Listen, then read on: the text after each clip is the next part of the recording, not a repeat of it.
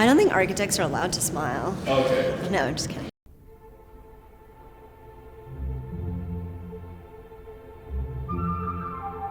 Hi, my name is Karen Zabarski-Blaszek. I'm the founder and principal of Ground Up, and we were the creative directors for Roadrunner Venture Studios' new space. Really, the origin of the idea here was inspired by the incredible legacy of innovation in New Mexico. There's an unbelievable history of scientific innovation in this state between Los Alamos and Sandia and the universities. How do you marry that incredibly rich history of innovation with the next generation of innovation that's going to be coming into this space? Architecturally, the way that we expressed that was through the marriage of the patina and kind of the lab-inspired new. So you can see that in the bones of this space, which we left completely intact. This is a former warehouse, and you can really see those bones in the ceilings, on the floors. We are standing in really what is the heart of this space. This is the event center. It can fit up to 150 people in here, and Roadrunner is planning to invite innovators from all over the country, all over the world to gather in this space, to host product launches in this space, tech representations, all kinds of showcases of new technology and what's being invented here. What you're seeing here is the back side of the event space, and you can see we have our Innovation of New Mexico timeline that we've installed on the back side here.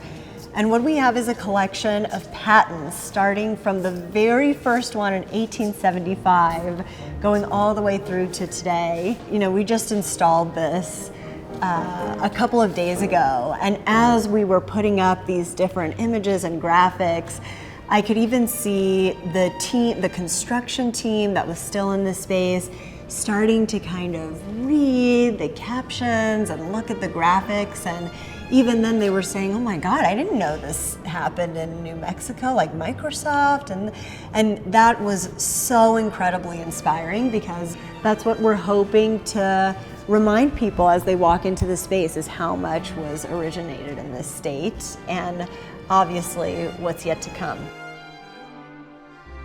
We have these industrial moments kind of sprinkled throughout the space. In here, we actually have the conveyor belt from the former use as a factory that we transformed into a conference table. You can also see the connection as we go around this space here, where we actually opened up the wall and created this garage door that opens up directly into the train tracks. And this is actually an active train track that's working. So as people come to brainstorm or have a coffee here, they have that movement and that dynamism right outside the window. And you can see it in additional moments, like over this way, where we have these incredible patinaed barriers that were also in use in the factory.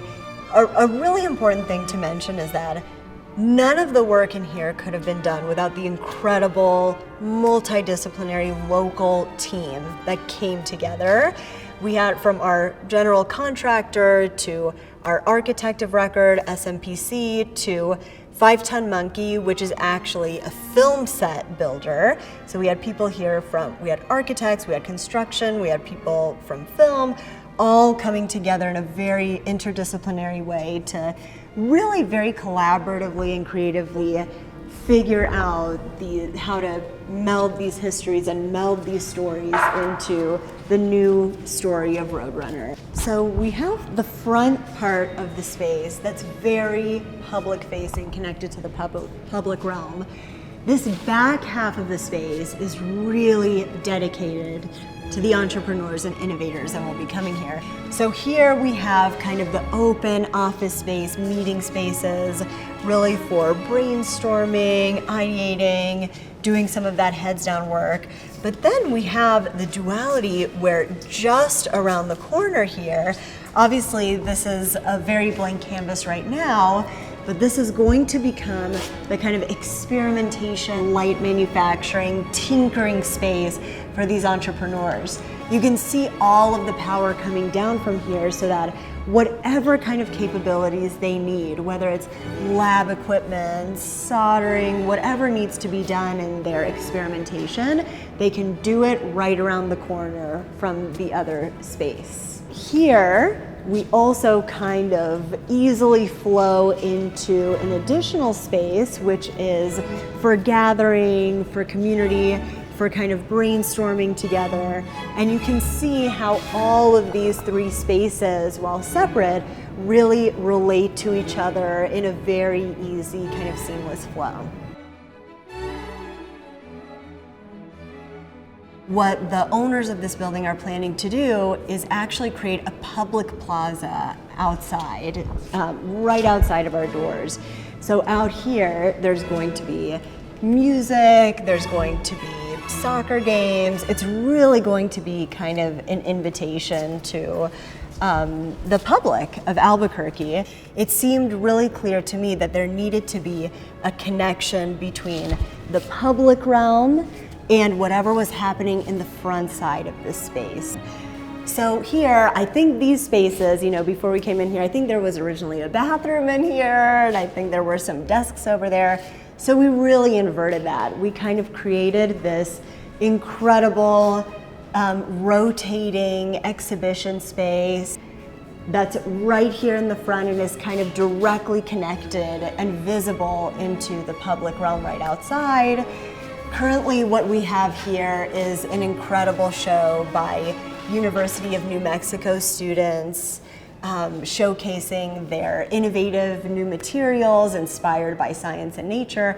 But this will be rotating as a space that showcases local innovation and kind of local minds opening on a constant basis. And the idea of this, and also of bringing this event space forward up to the front, just 14 feet away from the windows and the public realm here. The hope is that people coming to see these soccer games, to watch the live music in this plaza that will be here, will also kind of see this, illuminated interior space, and maybe their minds will be a little open and their curiosity will be piqued. And that spark of curiosity and kind of opening minds is not only for the entrepreneurs that will be working in this Roadrunner space, it also belongs to the public. Just as much as this history of innovation belongs to the scientists that created it, it also belongs to New Mexico and to the public imagination. It really lives in the public imagination.